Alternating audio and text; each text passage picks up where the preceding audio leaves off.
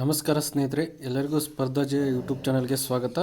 ಸ್ನೇಹಿತರೆ, ಈ ಒಂದು ವಿಡಿಯೋದಲ್ಲಿ PSTR, GPSTR ಮತ್ತು HSTR ಈ ಒಂದು ಶಿಕ್ಷಕರ ಹುದ್ದೆಗಳ ನೇಮಕಾತಿಗೆ ಸಂಬಂಧಿಸಿದಂತೆ ಮೌಲ್ಯ ಶಿಕ್ಷಣ ಮತ್ತು ಆರೋಗ್ಯ ಶಿಕ್ಷಣಕ್ಕೆ ಸಂಬಂಧಿಸಿದಂತಹ ವಿಷಯದಲ್ಲಿ ಸುಮಾರು 50 MCQ ಪ್ರಶ್ನೆಗಳ ಒಂದು ಪ್ರಶ್ನೆಗಳನ್ನು ಈ ವಿಡಿಯೋದಲ್ಲಿ ಚರ್ಚಿಸಲಾಗುವುದು. ಈ ವಿಡಿಯೋ ನಿಮಗೆ ಇಷ್ಟ ಆಗಿದ್ದರೆ ನಮ್ಮ ಯೂಟ್ಯೂಬ್ ಚಾನಲ್ ಆದಂಥ ಸ್ಪರ್ಧಾಜಯ ಯೂಟ್ಯೂಬ್ ಚಾನಲ್ಗೆ ಎಲ್ಲರೂ ಸಬ್ಸ್ಕ್ರೈಬ್ ಮಾಡಿ, ಪಕ್ಕದಲ್ಲಿರುವಂಥ ಬೆಲ್ ಐಕನ್ ಪ್ರೆಸ್ ಮಾಡಿ, ಹಾಗೆ ನಿಮ್ಮ ಎಲ್ಲ ಸ್ನೇಹಿತರಿಗೆ ವಿಡಿಯೋದ ಲಿಂಕ್ ಶೇರ್ ಮಾಡಿ. ಇಲ್ಲಿ ಮೌಲ್ಯ ಶಿಕ್ಷಣದ 50 MCQ ಪ್ರಶ್ನೆಗಳನ್ನು ನೋಡೋದಾದರೆ, ಮೊದಲನೇ ಪ್ರಶ್ನೆ, ಮೌಲ್ಯ ಶಿಕ್ಷಣದ ಮುಖ್ಯ ಉದ್ದೇಶ ಯಾವುದು ಅಂತ ಕೇಳಿದರೆ, ಇಲ್ಲಿ ಮೌಲ್ಯ ಶಿಕ್ಷಣದ ಮುಖ್ಯ ಉದ್ದೇಶ ಯಾವುದಪ್ಪ ಅಂದರೆ ಆಪ್ಷನ್ ಬಿ ಸರಿಯಾದಂಥ ಉತ್ತರ. ಉತ್ತಮ ವ್ಯಕ್ತಿತ್ವವನ್ನು ಬೆಳೆಸುವುದು ಇದು ಆಪ್ಷನ್ ಬಿ ಮೌಲ್ಯ ಶಿಕ್ಷಣದ ಪ್ರಮುಖ ಉದ್ದೇಶ ಆಗಿದೆ. ನೆಕ್ಸ್ಟ್ ಎರಡನೇ ಪ್ರಶ್ನೆ, ಪ್ರಾಮಾಣಿಕತೆ ಎಂದರೆ ಸತ್ಯವನ್ನು ಪಾಲಿಸುವುದು ಎಂದರ್ಥ. ಆಪ್ಷನ್ ಬಿ ಸರಿಯಾದಂಥ ಉತ್ತರ. ನೆಕ್ಸ್ಟ್ ಮೂರನೇ ಪ್ರಶ್ನೆ, ಶಿಸ್ತು ಎಂದರೆ ಏನಪ್ಪ ಅಂದರೆ ನಿಯಮಗಳನ್ನು ಪಾಲಿಸುವುದು ಎಂದರ್ಥ. ನೆಕ್ಸ್ಟ್ ನಾಲ್ಕನೇ ಪ್ರಶ್ನೆ, ಸಮಯ ಪಾಲನೆ ಯಾವ ಮೌಲ್ಯಕ್ಕೆ ಸಂಬಂಧಿಸಿದೆ ಅಂತ ಕೇಳಿದರೆ, ಸಮಯ ಪಾಲನೆ ಅನ್ನೋದು ಇದು ಶಿಸ್ತಿಗೆ ಸಂಬಂಧಿಸಿದಂಥ ಒಂದು ರೈಟ್.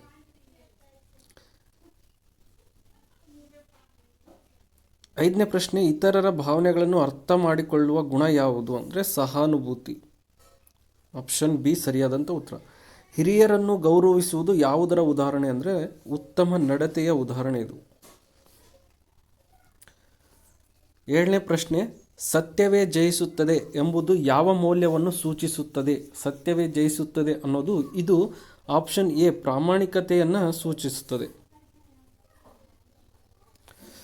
ಸಹಕಾರ ಎಂದರೆ, ಎಂಟನೇ ಪ್ರಶ್ನೆ ನೋಡೋದಾದರೆ, ಸಹಕಾರ ಎಂದರೆ ಪರಸ್ಪರ ಸಹಾಯದಿಂದ ಕೆಲಸ ಮಾಡುವುದೇ ಸಹಕಾರ. ಒಂಬತ್ತನೇ ಪ್ರಶ್ನೆ, ದೇಶದ ಬಗ್ಗೆ ಪ್ರೀತಿ ಮತ್ತು ಗೌರವವನ್ನು ಏನೆಂದು ಕರೆಯುತ್ತಾರೆ ಅಂದರೆ ದೇಶಭಕ್ತಿ ಅಂತ ಕರೀತಾರೆ. ಹತ್ತನೇ ಪ್ರಶ್ನೆ, ಅಹಿಂಸೆ ಅನ್ನೋದು ಏನಪ್ಪ ಅಂದರೆ ಇದು ಯಾರಿಗೂ ಹಾನಿ ಮಾಡದಿರುವುದು ಎಂದರ್ಥ. ಕ್ಷಮೆ ಎಂದರೆ ಆಪ್ಷನ್ 11ನೇ ಪ್ರಶ್ನೆ, ಕ್ಷಮೆ ಎಂದರೆ ಆಪ್ಷನ್ ಬಿ ತಪ್ಪನ್ನು ಮನ್ನಿಸುವುದೇ ಕ್ಷಮೆ. ನೆಕ್ಸ್ಟ್, ವಿನಯಶೀಲತೆ ಎಂದರೆ ಅಂತ ಕೇಳಿದರೆ ಸರಳವಾಗಿ ಮತ್ತು ಗೌರವದಿಂದ ವರ್ತಿಸುವುದೇ ವಿನಯಶೀಲತೆ.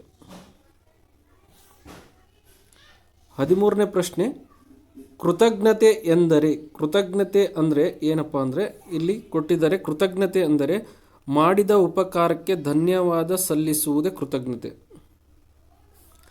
14ನೇ ಪ್ರಶ್ನೆ, ಜವಾಬ್ದಾರಿ ಎಂದರೆ ಅಂತ ಕೇಳಿದರೆ ತನ್ನ ಕರ್ತವ್ಯವನ್ನು ಸರಿಯಾಗಿ ನಿರ್ವಹಿಸುವುದೇ ಜವಾಬ್ದಾರಿ.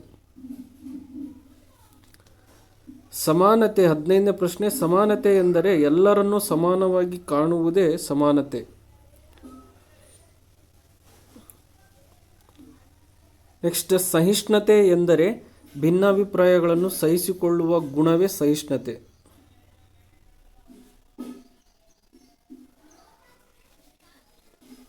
ಸ್ವಾವಲಂಬನೆ ಎಂದರೆ ಅಂತ ಕೇಳಿದರೆ ಇದಕ್ಕೆ ಸ್ವಾವಲಂಬನೆ ಅಂದರೆ ಏನಪ್ಪ ಅಂದರೆ ಇಲ್ಲಿ ಸ್ವತಃ ತನ್ನ ಕೆಲಸಗಳನ್ನು ನಿರ್ವಹಿಸುವುದೇ ಸ್ವಾವಲಂಬನೆ. ತನ್ನ ಕೆಲಸಗಳನ್ನು ತಾನೇ ನಿರ್ವಹಿಸುವುದಕ್ಕೆ ಸ್ವಾವಲಂಬನೆ ಅಂತ ಹೇಳ್ತಾರೆ.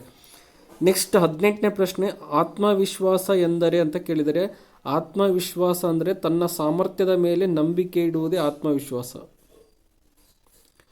19ನೇ ಪ್ರಶ್ನೆ, ಸತ್ಯನಿಷ್ಠ ವ್ಯಕ್ತಿ ಏನಪ್ಪ ಅಂದರೆ ಸತ್ಯವನ್ನು ಪಾಲಿಸುವಂಥ ವ್ಯಕ್ತಿ. ನೆಕ್ಸ್ಟ್, ಉತ್ತಮ ಸ್ನೇಹದ ಮುಖ್ಯ ಗುಣ ಯಾವುದು ಅಂತ ಕೇಳಿದರೆ ಉತ್ತಮ ಸ್ನೇಹದ ಮುಖ್ಯ ಗುಣ ವಿಶ್ವಾಸ.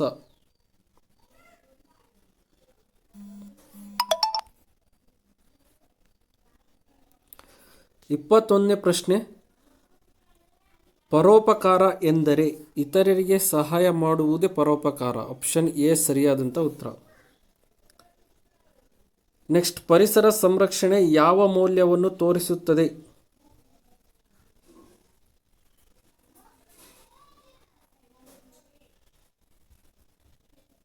ಆಪ್ಷನ್ ಎ ಜವಾಬ್ದಾರಿ ಅನ್ನೋದು ಸರಿಯಾದಂಥ ಉತ್ತರ.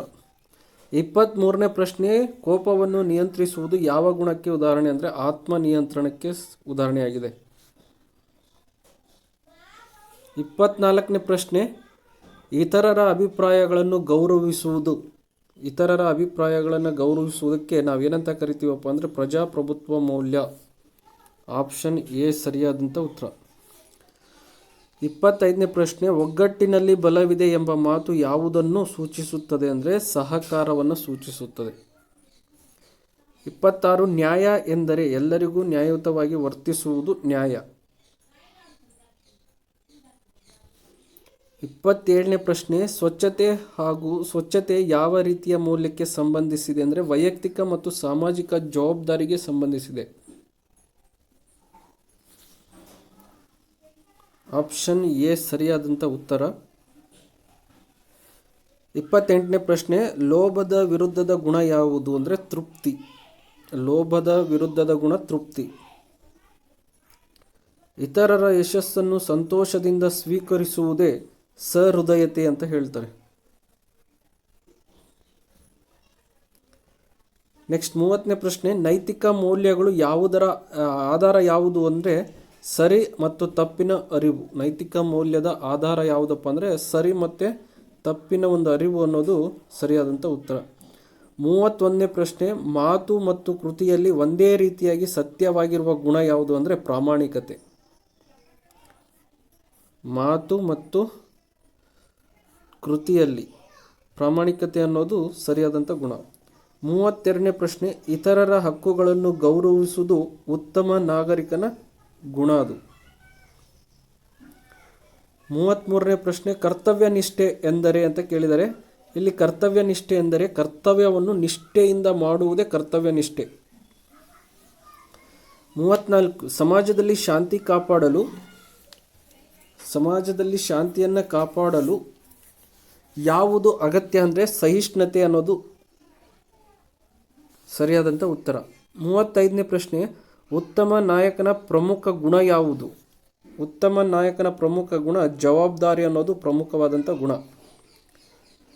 36ನೇ ಪ್ರಶ್ನೆ, ತಪ್ಪು ಮಾಡಿದಾಗ ಕ್ಷಮಿಸು ಎಂದು ಹೇಳುವುದು ಇದು ಏನಪ್ಪ ಅಂದರೆ ವಿನಯತೆ ಅಥವಾ ವಿನಯ ಅಂತ ಹೇಳ್ತಾರೆ. 37ನೇ ಪ್ರಶ್ನೆ, ಸಾರ್ವಜನಿಕ ಆಸ್ತಿಯನ್ನು ಕಾಪಾಡುವುದು ಸಾಮಾಜಿಕ ಜವಾಬ್ದಾರಿ. 38ನೇ ಪ್ರಶ್ನೆ, ಭಿನ್ನ ಧರ್ಮ, ಭಾಷೆ ಮತ್ತು ಸಂಸ್ಕೃತಿಗಳನ್ನು ಗೌರವಿಸುವುದು ಸಹಿಷ್ಣುತೆ. 39ನೇ ಪ್ರಶ್ನೆ, ಉತ್ತಮ ನಾಗರಿಕನ ಕರ್ತವ್ಯ ಯಾವುದು? ಉತ್ತಮ ನಾಗರಿಕನ ಕರ್ತವ್ಯ ಕಾನೂನು ಪಾಲಿಸುವುದು.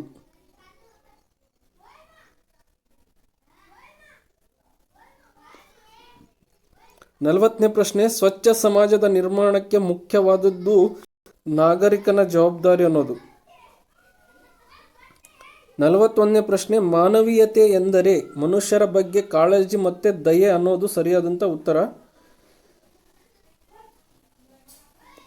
42ನೇ ಪ್ರಶ್ನೆ, ಉತ್ತಮ ನಿರ್ಧಾರ ತೆಗೆದುಕೊಳ್ಳಲು ಯಾವುದು ಅಗತ್ಯ ಅಂದರೆ ವಿವೇಚನೆ ಅನ್ನೋದು ಅಗತ್ಯವಾದಂಥದ್ದು. ವಿವೇಚನೆ ಮಾಡಿ ನಿರ್ಧಾರಗಳನ್ನು ತೆಗೆದುಕೊಳ್ಳೋದು. 43ನೇ ಪ್ರಶ್ನೆ, ಇತರರಿಗೆ ನಾವು ಹೇಗೆ ವರ್ತನೆ ಬಯಸುತ್ತೇವೋ ಹಾಗೆಯೇ ಅವರೊಂದಿಗೆ ವರ್ತಿಸಬೇಕು ಎಂಬುದು ಉತ್ತಮ ನೈತಿಕ ಮೌಲ್ಯಕ್ಕೆ ಉದಾಹರಣೆಯಾಗಿದೆ. ನೆಕ್ಸ್ಟ್, ಸಮಯವನ್ನು ಸರಿಯಾಗಿ ಬಳಸುವುದು. ಸಮಯವನ್ನು ಸರಿಯಾಗಿ ಬಳಸಿದರೆ ಅದು ಸಮಯ ಪಾಲನೆ ಆಗುತ್ತದೆ. 45ನೇ ಪ್ರಶ್ನೆ, ಸಮಸ್ಯೆ ಎದುರಾದಾಗ ಧೈರ್ಯದಿಂದ ಎದುರಿಸುವುದು ಧೈರ್ಯ ಅಂತ ಹೇಳ್ತಾರೆ. 46ನೇ ಪ್ರಶ್ನೆ, ಸಮಾಜದಲ್ಲಿ ಏಕತೆಯನ್ನು ಬೆಳೆಸುವುದು ಸಹೋದರತ್ವ. ಸಮಾಜದಲ್ಲಿ ಏಕತೆಯನ್ನು ಬೆಳೆಸುವುದೇ ಸಹೋದರತ್ವ. ನೆಕ್ಸ್ಟ್, ಇತರರ ದುಃಖದಲ್ಲಿ ಸಹಾಯ ಮಾಡುವುದು ಕರುಣೆ. ಆಪ್ಷನ್ ಎ ಸರಿಯಾದಂಥ ಉತ್ತರ. 48, ಮಾತಿನಲ್ಲೂ ಕೃತಿಯಲ್ಲೂ ನಂಬಿಕೆಗೆ ಅನರ್ಹವಾಗಿರುವುದು ವಿಶ್ವಾಸಾರ್ಹತೆ. 49ನೇ ಪ್ರಶ್ನೆ, ಉತ್ತಮ ಮೌಲ್ಯಗಳು ವ್ಯಕ್ತಿಯ ವ್ಯಕ್ತಿತ್ವವನ್ನು ರೂಪಿಸುತ್ತದೆ. ಆಪ್ಷನ್ ಎ ಸರಿಯಾದಂಥ ಉತ್ತರ. ಉತ್ತಮ ಮೌಲ್ಯಗಳು ವ್ಯಕ್ತಿಯ ವ್ಯಕ್ತಿತ್ವವನ್ನು ರೂಪಿಸುತ್ತವೆ. 50ನೇ ಪ್ರಶ್ನೆ, ಮೌಲ್ಯ ಶಿಕ್ಷಣವು ಮುಖ್ಯವಾಗಿ ಯಾವುದನ್ನು ಬೆಳೆಸುತ್ತದೆ ಅಂದರೆ ಉತ್ತಮ ನಡತೆ ಮತ್ತು ವ್ಯಕ್ತಿತ್ವ ಇವೆರಡನ್ನು ಬೆಳೆಸುತ್ತದೆ. ಆಪ್ಷನ್ 1 ಸರಿಯಾದಂಥ ಉತ್ತರ. ಸ್ನೇಹಿತರೆ, ಈ ವಿಡಿಯೋದಲ್ಲಿ ಸುಮಾರು ಮೌಲ್ಯ ಶಿಕ್ಷಣಕ್ಕೆ ಸಂಬಂಧಿಸಿದಂತೆ 50 ಪ್ರಶ್ನೋತ್ತರಗಳನ್ನು ಈ ವಿಡಿಯೋದಲ್ಲಿ ಚರ್ಚಿಸಲಾಗಿದೆ. ಈ ವಿಡಿಯೋ ನಿಮಗೆ ಇಷ್ಟ ಆಗಿದ್ದರೆ ನಮ್ಮ ಯೂಟ್ಯೂಬ್ ಚಾನಲ್ ಆದಂಥ ಸ್ಪರ್ಧಾ ಜಯ ಯೂಟ್ಯೂಬ್ ಚಾನಲ್ಗೆ ಎಲ್ಲರೂ ಸಬ್ಸ್ಕ್ರೈಬ್ ಮಾಡಿ, ಪಕ್ಕದಲ್ಲಿರುವಂಥ ಬೆಲ್ ಐಕನ್ ಪ್ರೆಸ್ ಮಾಡಿ, ಹಾಗೆ ನಿಮ್ಮ ಎಲ್ಲ ಸ್ನೇಹಿತರಿಗೆ ವಿಡಿಯೋದ ಲಿಂಕ್ ಶೇರ್ ಮಾಡಿ.